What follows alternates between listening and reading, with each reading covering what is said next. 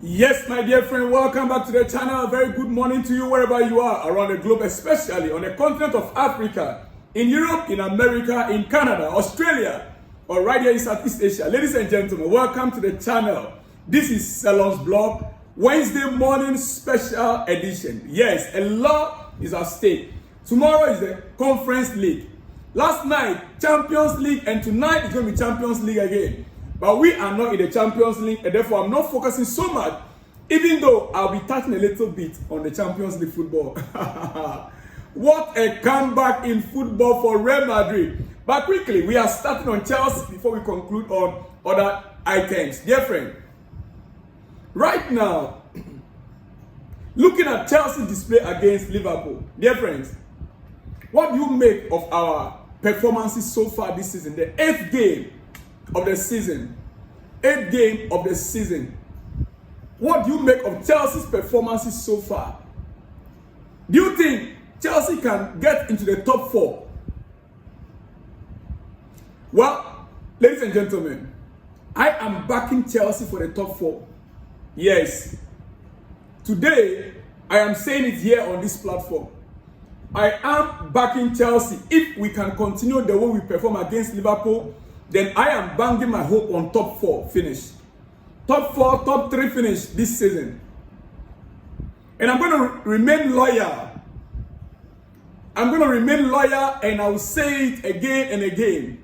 And because I still believe that Chelsea still have a lot more to give as the season progresses. Chelsea have a lot more to give as the season progresses. Most of our players, we've not seen the best out of them yet. We have not. You see, that one thing that is very clear is that the team is still developing and growing at a faster pace than we all expected. Chelsea is developing and growing at a faster pace than you and we expected. If you want to judge by the games we played so far, we lost 2 games out of 6 in this season. The first one was against Man City, the first game of the league, when the season began. Top side for that matter, defending champions for that matter. Then the second game that we lost again is the team that is currently leading the league table, full of experienced players. Oh yes. Full of experienced players that got a new manager like we got, that came to side them and brought new motivation into the squad. So it's not bad to lose against these teams. It's not a bad record. The only thing is that we will have to start winning against the big teams if we want to, win a trophy. If Chelsea have to win a trophy in this season at all, which I don't believe we can win the league, no. But if we are to win any other trophy, then we have to start winning against the big teams. Now, next Sunday, we are going to be playing against Newcastle. Right? But before I go to that game issue, I want you to understand something. Moises Caicedo, for instance, is not the same Moises Caicedo that we watched last season. By far, Caicedo was the best player on the pitch against Liverpool. When I watched the replays over and over, Caicedo was the best player by far on the pitch against Liverpool.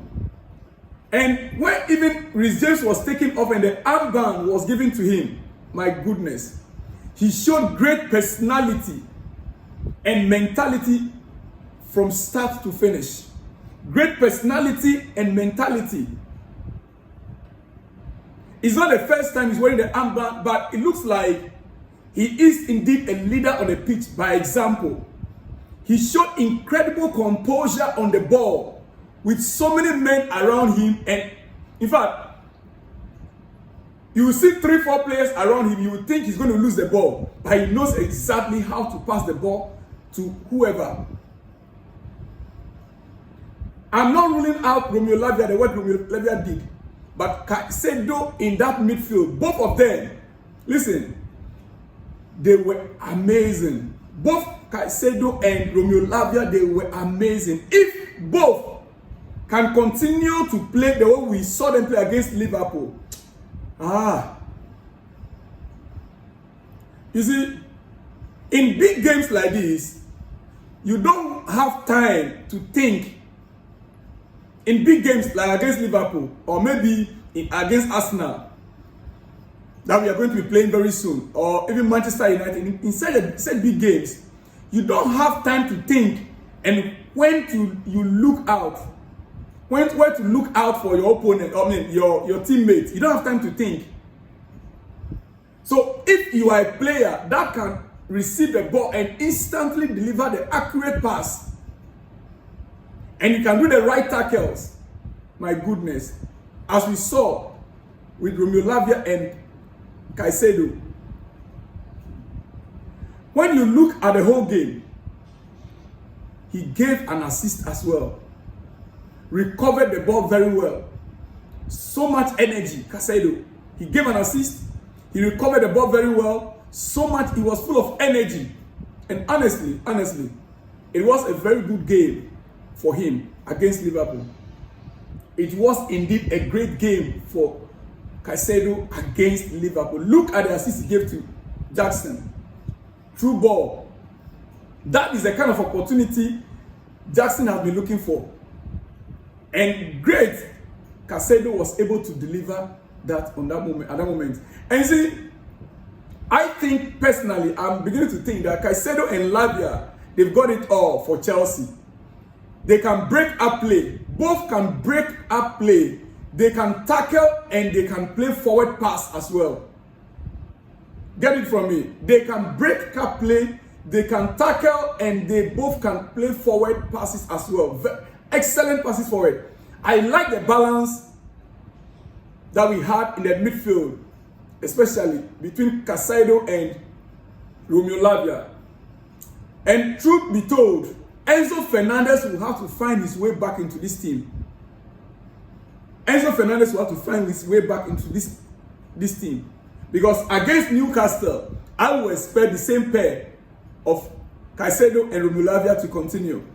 Fernandez will have to, and you see, do not forget, in the absence of Rhys James, when the league started, it was Fernandez that the captain's armband was given to. Then it became Caicedo as a deputy, right? Now Rhys James came back. The starting of the game, Rhys James had the captain's armband. When he was being substituted, he gave the armband to Caicedo. Honestly, Enzo will have to find his way back into this team. That means he has an extra work to do. Extra work to do. Yes. Now, we have a game against Newcastle coming up. I understand tomorrow, Thursday, our game in Conference League is coming up. But my main focus, because I believe that tomorrow's game, by the grace of God Almighty, we should be able to overcome that with the kind of squad we have. I know it's going to be a difficult game, and it's an away game. Yes, it is an away game. But I want to talk briefly about Newcastle game. You see, because I don't think people quite realize how pivotal the game against Newcastle is going to be. The game against Newcastle is going to be very pivotal for us in this season. Whether we will continue to remain up the table or we're going to fall below the mid-table. Listen, we are only 3 points away from third place. 3 points away from third place means that if we should beat Newcastle on Sunday, we should move to third position. Hopefully. Yes. We should be around third position. Maybe, definitely, that is if you check the calculation very clearly. Beating Newcastle on Sunday, we should be able to get back to the fourth to third position. Now, we are also 3 points. Remember, 3 points away from third place on the league table. We are also 3 points away from 12th position. We are also 3 points away from 12th position. Means that if we should lose the game against Newcastle, we will end up on either 11th or 12th position. From there, we will then go to Old Trafford After Newcastle, is going to Manchester United, Old Trafford. Then that will follow by Arsenal. That will follow by Arsenal. So Sunday's game against Newcastle is a must win for Chelsea. Ladies and gentlemen, Sunday's game against Newcastle is a must win for Chelsea, and that can motivate us even to go to Old Trafford and grab the win. That can motivate us. Otherwise, if we lose 2 games consecutively, I don't know how this team, how these young players will be taking it. So the game against Newcastle is a must win. It is. Because after that, the next one is Manchester United, then Arsenal in our home. It is what it is. Oh yes, oh yes. Dear friends, you see, now yesterday I spoke about our young player, Josh Acheampong, that has been frozen out of the first team squad and even the under 21s. And I tried to find out more. Ladies and gentlemen, the understanding currently about Josh Acheampong issue is that Chelsea believe they already have demonstrated a pathway to Josh Acheampong and other homegrown stars, and the willingness to give them a chance, according to Matlaw. According to Matlaw, Chelsea believe that they have demonstrated, they've shown them the pathway, how to get through to the first team, which is sign a new deal, take a long-term deal. According to Matlaw, Chelsea have this feeling that these clubs that are starting to follow for Acheampong and, like Liverpool and so, that are trying to follow on those players like Acheampong, if care is not taken and if they are not tied down to a long-term contract, they will end up losing them. And so they say, if you want to be included on a consistent pace as part of the squad, if you want to be included on a consistent pace as part of the squad, it's important to extend your contract. It's important for you to extend your contract. This is the message from Chelsea. Now, as we speak, conversations are ongoing between Chelsea and the agents of the player, according to Fabrizio Romano. But Chelsea have made their point very clear. If Josh Acheampong wants to be consistent, wants to be part of the first team, then it is important for him to extend his contract.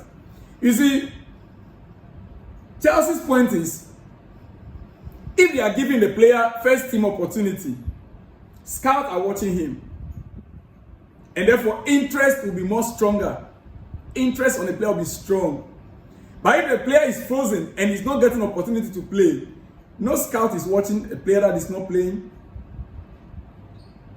And therefore, that is the strategy Chelsea is using. That is why they try to freeze him out for the first team and the under 21s. But the question is, did he sign a new deal earlier this year or not? Yes, Josh Acheampong signed his 2 years first pro contract earlier this year. That pro contract, I don't even think it even started reading yet, because he was from an academy, and the academy, the duration from the academy, he was still, and according to the rules, you cannot give a pro contract to a player from the academy that's more than 2 years. It should be more than 2 years. Maybe by now, maybe they still have about maybe 1 year, 6 months or 7 months on his contract, and Chelsea just want to. Which they believe that is the best way forward for the club. To some extent, the club is looking at their own interest, and the player is also looking at his own interest. Yes. Now, before I let you go this very morning for your breakfast, dear friend, I want you to note something. Okay, before we go to the Champions League, yesterday there is something I wanted to show you which I was not able to. Let me see if I can get it for you. All right. Let me see if I can get it for you. Yes. Simon Hooper will referee Chelsea versus Newcastle on this Sunday. The referee at the center of the game, or the ref that will be at the center of Chelsea Newcastle game on Sunday will be Simon Hooper. Simon Hooper will be the referee at the center of the game on Sunday, and Jared Gillett will be the VAR official.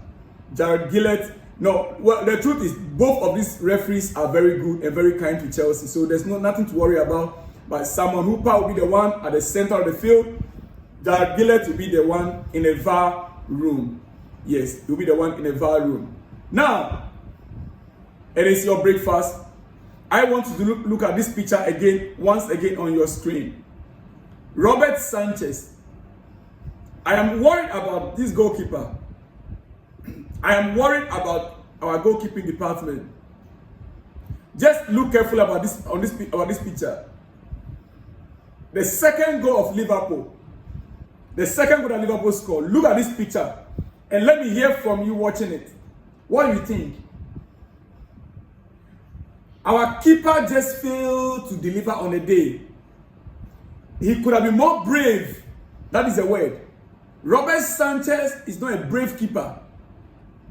Robert Sanchez could have been a little bit more brave than he was on a pitch. This is not the way forward for a top-notch goalkeeper. If you want to be top, if you want to play for a team like Chelsea and win trophies, the goalkeeper has to be more brave.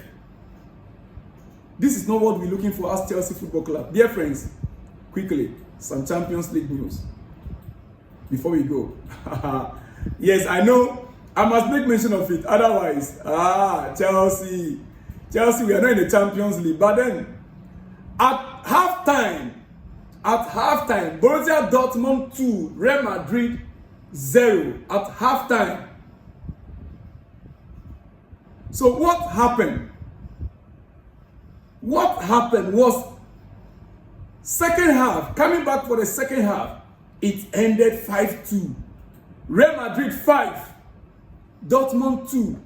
My goodness, what a comeback for Real Madrid. What spirit is that club carrying? And what broke down Dortmund? Were they thinking the game was over? Was that a thinking that the game was over? My goodness. You were leading Real Madrid 2-0 in first half.